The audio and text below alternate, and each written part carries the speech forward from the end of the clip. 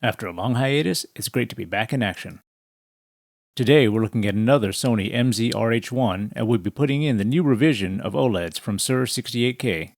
This stunning black one is a US model. Overall it's in great shape and just needs new displays.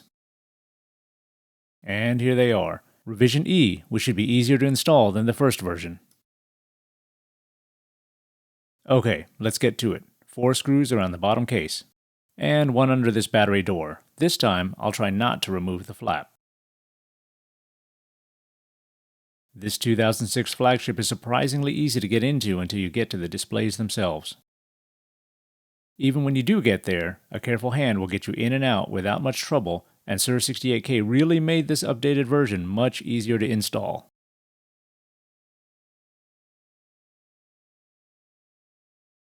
I gotta say, I'm still jealous of these black MZ-RH1s. If anyone has a dead one, or a nice casing, please message me.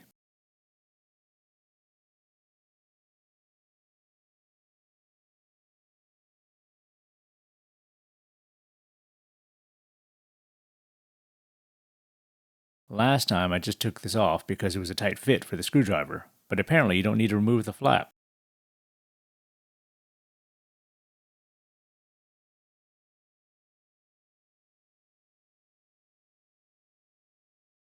Now that the screws are off, we just need to hinge it off, with the headphone jack side being the hinge.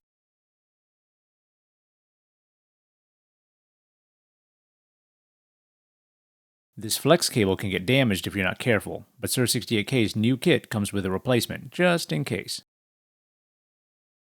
Now this one screw, and we can hinge the display off. This display panel is hooked on from inside the MD tray area. I found the best way is to gently pry under each of the 3 arms that were screwed in. Be gentle and it will pop right off. Now a gentle wiggle will get the front panel off.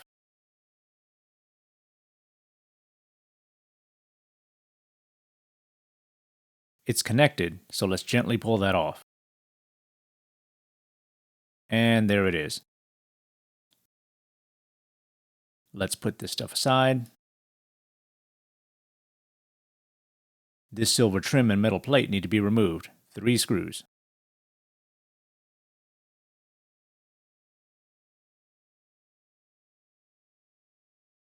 Sometimes it won't come out. Let me get the tweezers.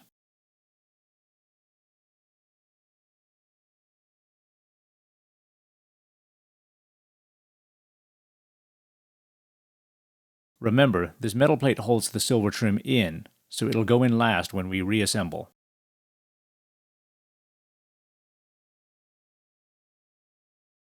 Now for the other 2 screws.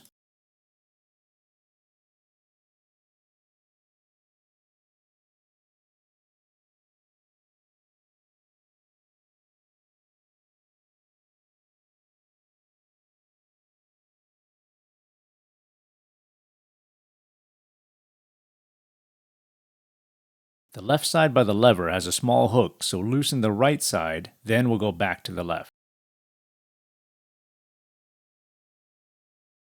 Just gently push down from the top of the trim and it will unhook.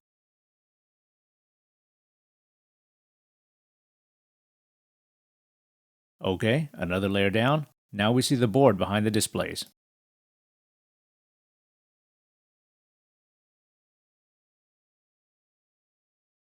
Just 1 screw here.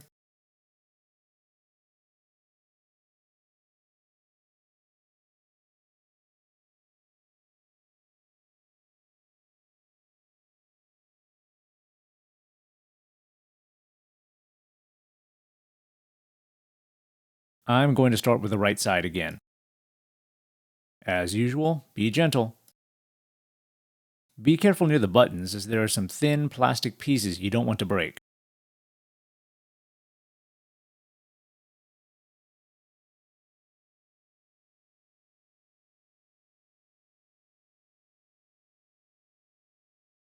It can get caught near this jog lever side.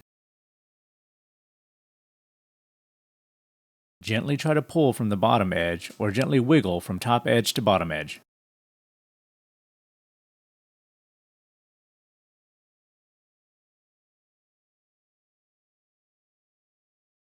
There, now we see the original display cabling.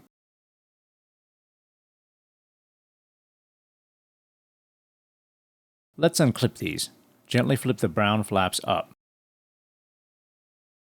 If you want some great pictures, check out the description for a link to Sir 68K's reference photos.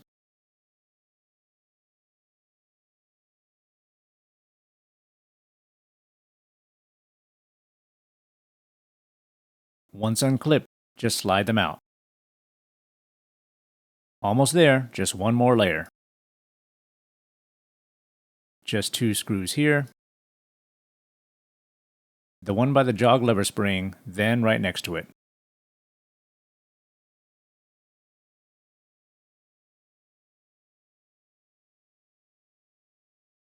Let's take this button plate off.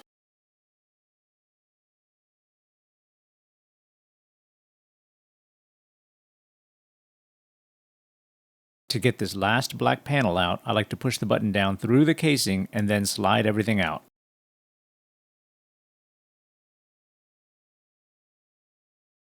Once that's not in the way, we can lift from the jog lever spring side.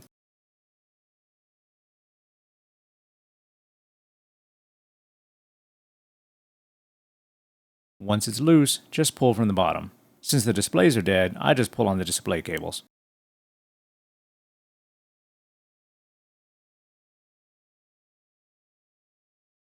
And here they are, the dead OLEDs. There are 2, one for each side.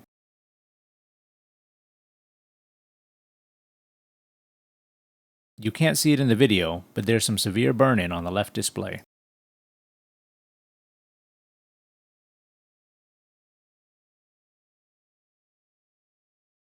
Time for the new ones.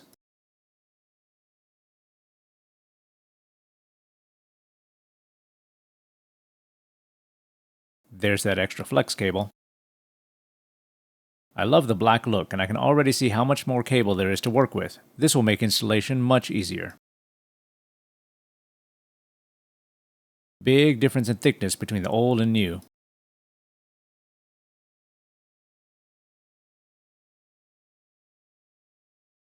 Okay, let's test fit.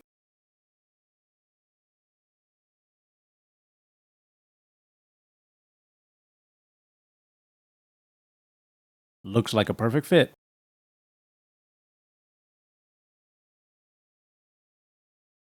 You want to keep the flap up or back while pushing the displays in so they're fully connected.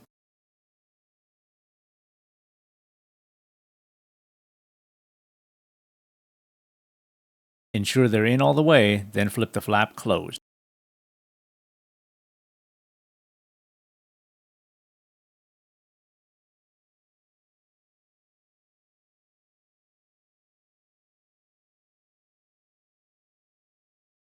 Now we'll connect it to the main board to test.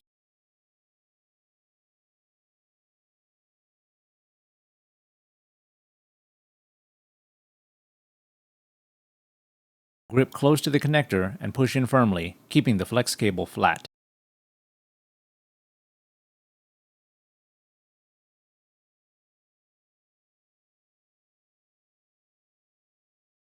Okay, now for some power.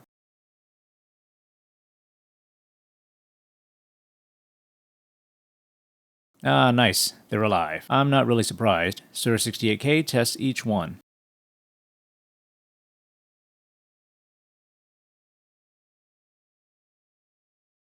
Right, enough of that. Let's get back to it.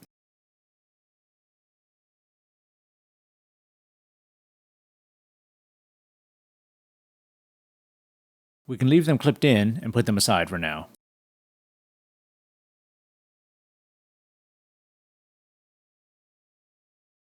Now to get these old ones off of that black plastic plate.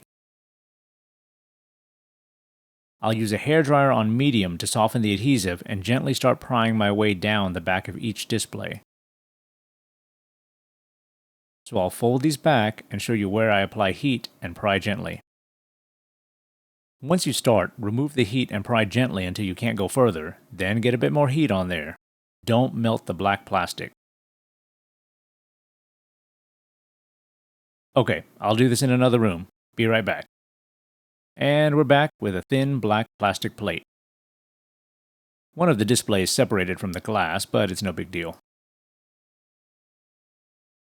The new ones will fit in like so. A perfect drop-in fit, and the cables will fold behind.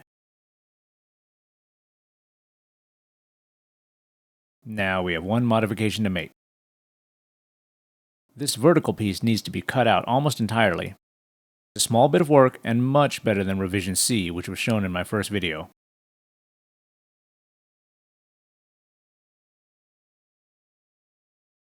Remember to always be careful with these small black plastic fingers. Okay, so here it is. I'll get some snips to get rid of most of it.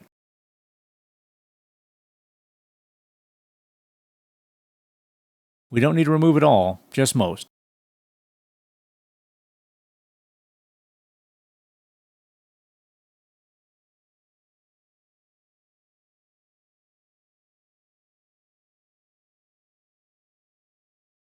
There, that will do.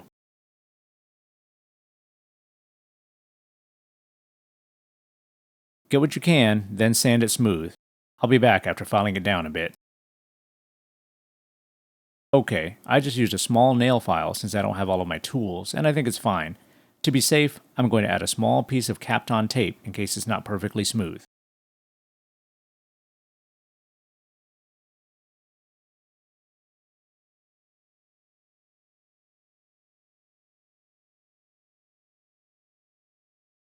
Let's test fit it and check.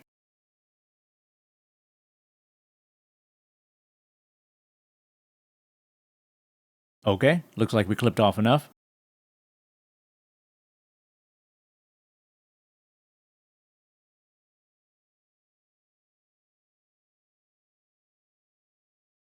Looks nice and flush. I don't think there will be any issues.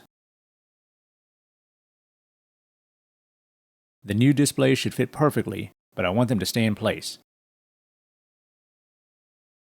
You could use very thin double-sided tape, but I just reuse a bit of the old adhesive.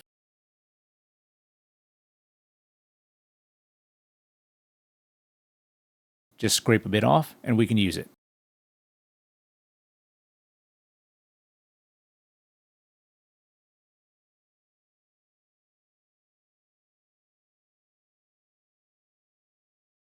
Even this small bit is enough once it's sandwiched closed.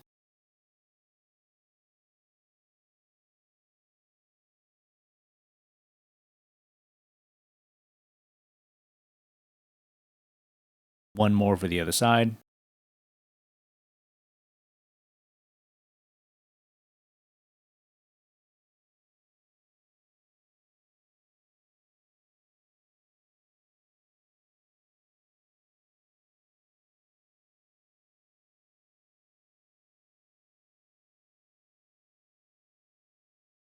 Line up the new displays and then press down.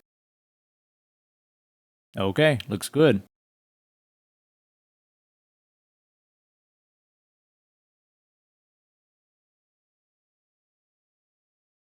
I'm testing the folds to see how slim it will be.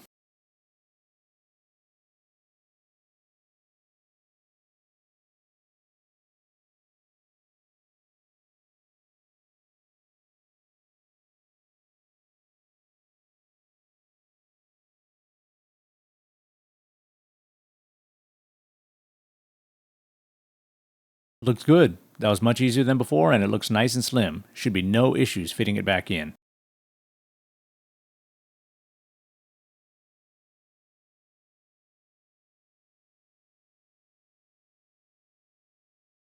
Okay, it's time to start reassembly. Let's get these displays back in.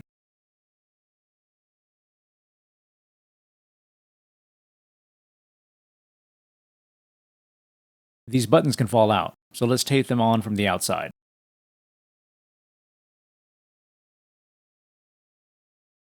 Hold them in place and tape them.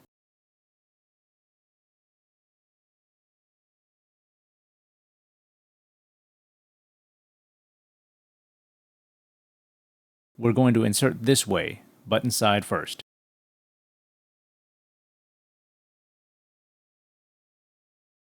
Looks good, but let's get that film off the new OLEDs.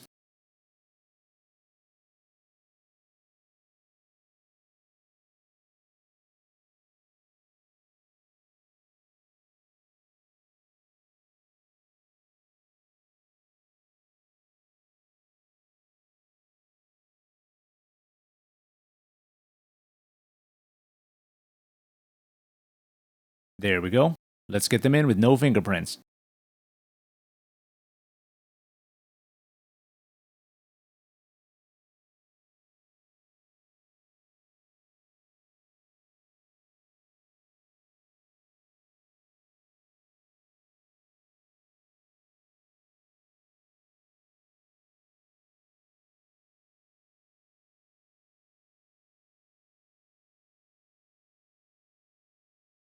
Now let's push that button back through.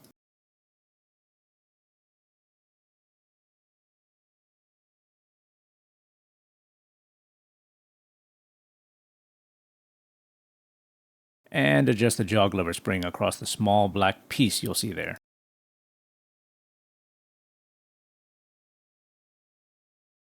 Okay, time to replace the two screws on the left side.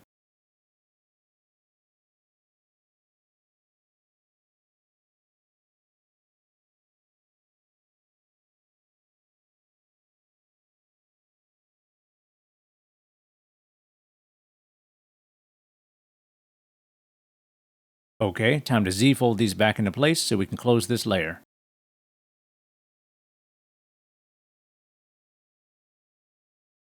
Lead with the top edge towards the buttons.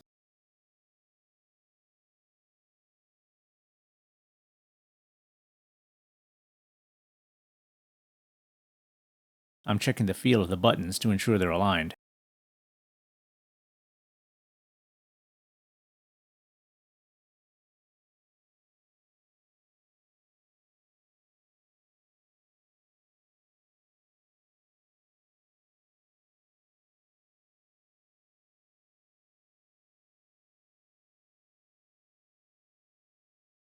Okay, one screw here.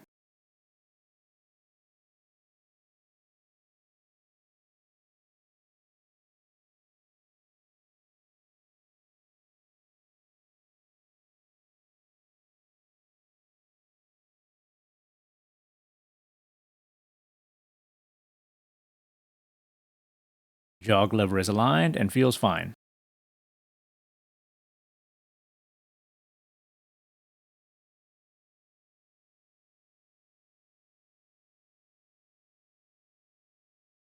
Now for the button panel.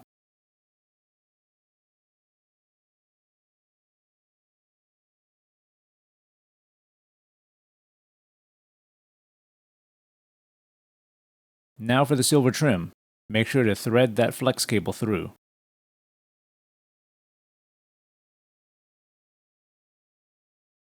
Then get 3 plastic tabs into each respective hole.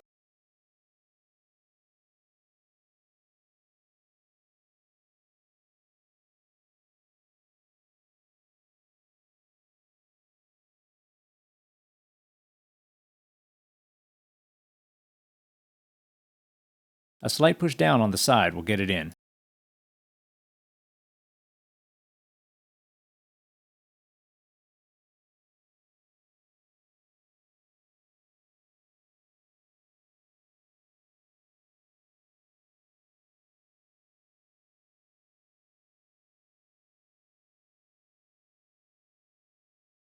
Looks good. We have just 2 screws, then 1 screw on the right side where the metal plate will be.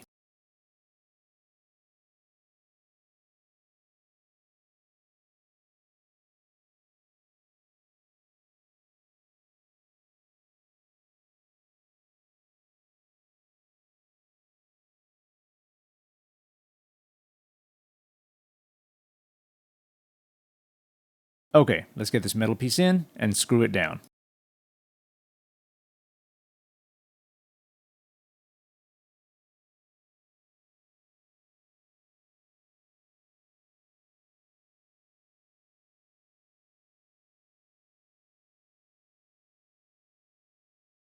Okay, we'll remove the tape.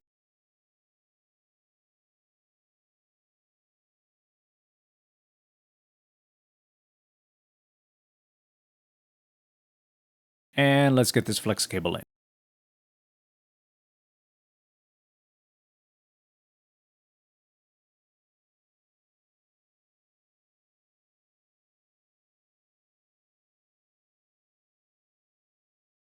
How about a quick display check?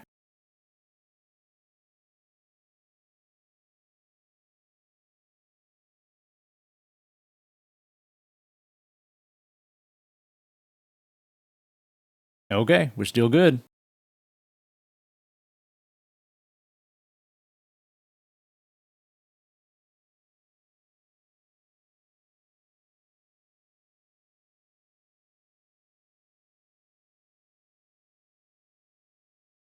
Now we'll hook the top of the display onto some pegs in the MD tray.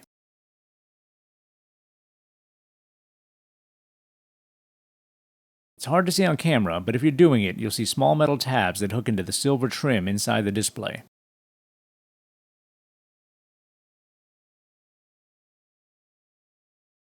You'll feel a nice click when you get it right, and it should close down, aligning the 3 bottom tabs.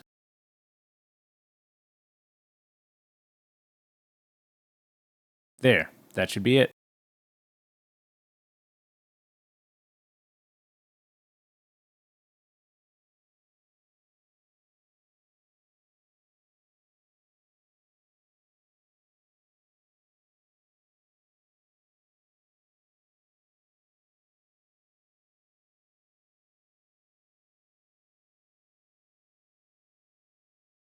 One middle screw here.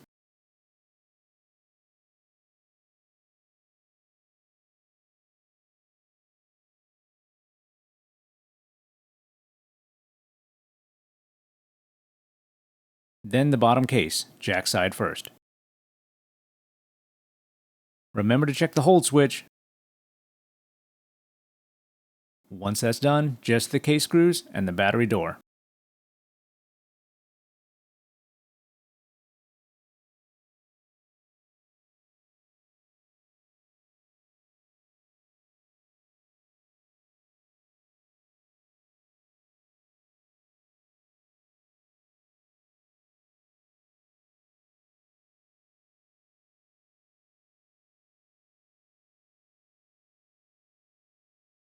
Okay, final test.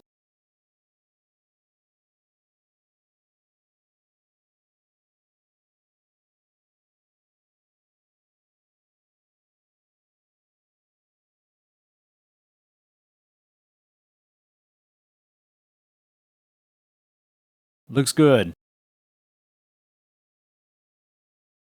I think it's pretty remarkable this tech was around 20 years ago and still looks good and sounds great.